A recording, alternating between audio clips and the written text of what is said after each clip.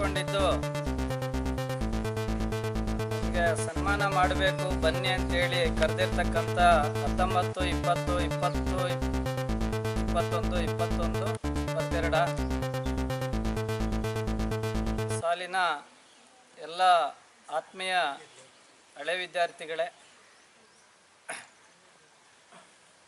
ಮೊದಲನೇದಾಗಿ ಇವತ್ತು ಇಬ್ಬರು ನಮ್ಮ ದೇಶದ ಮಹಾನ್ ವ್ಯಕ್ತಿಗಳಾಗಿರ್ತಕ್ಕಂಥ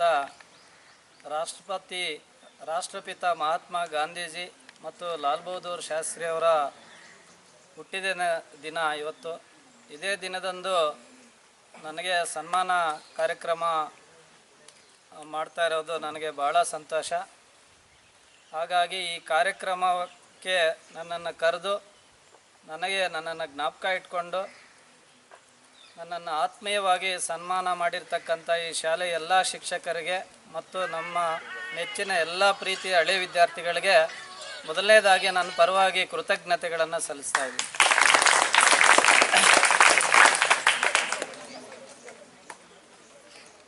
ಅಲ್ಲಿ ವರ್ಕ್ ಮಾಡ್ತಾ ಇದ್ದೆ.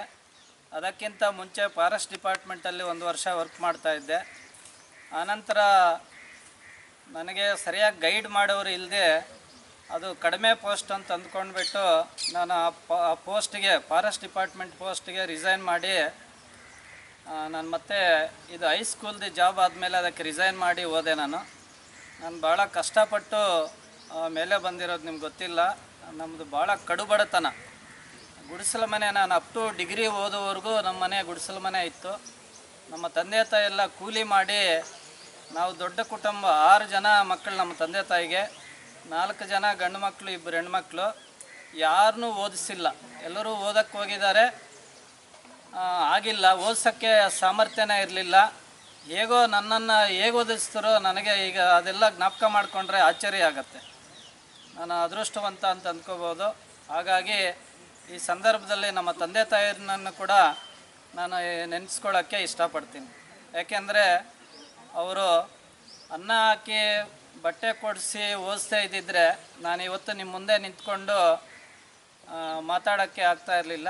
ಹಾಗಾಗಿ ಯಾರೂ ಕೂಡ, ನಾನೇ ಅಂತಲ್ಲ, ಯಾರೂ ಕೂಡ ನಮ್ಮ ತಂದೆ ತಾಯಿಗಳನ್ನು ಮರಿಬಾರ್ದು ಅಂತಕ್ಕಂಥ ಒಂದು ಸಂದೇಶ ಕೊಡೋಕ್ಕೆ ಇಷ್ಟಪಡ್ತೀನಿ. ಯಾಕೆಂದರೆ ಅವ್ರು ಕಷ್ಟಪಡದೇ ಇದ್ದರೆ ನಾನು ಇವತ್ತು ನಿಮ್ಮ ಮುಂದೆ ಇಷ್ಟೆಲ್ಲ ಸನ್ಮಾನ ಮಾಡಿಸ್ಕೊಂಡು ಮಾತಾಡೋಕ್ಕೆ ಆಗ್ತಾ ಇರಲಿಲ್ಲ.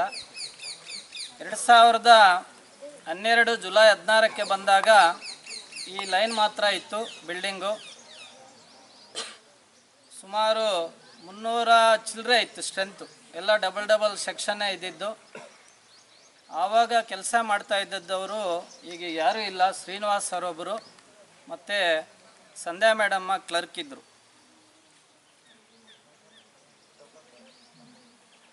ಅಲ್ಲ, ಎಲ್ಲರೂ ಇದ್ದರು. ಈಗಿರೋದು ಕೆಲಸ ಮಾಡ್ತಾರೆ. ನಾನು ಫಸ್ಟ್ ಶಾಲೆಗೆ ಬಂದಾಗ ಈಗ ಉಳ್ಕೊಂಡಿರೋದು ಒಬ್ಬರು ಸಂಧ್ಯಾ ಮೇಡಮ್ಮು ಮತ್ತು ಶ್ರೀನಿವಾಸ್ ಸರ್ ಇಬ್ಬರು ಮಾತ್ರನೇ.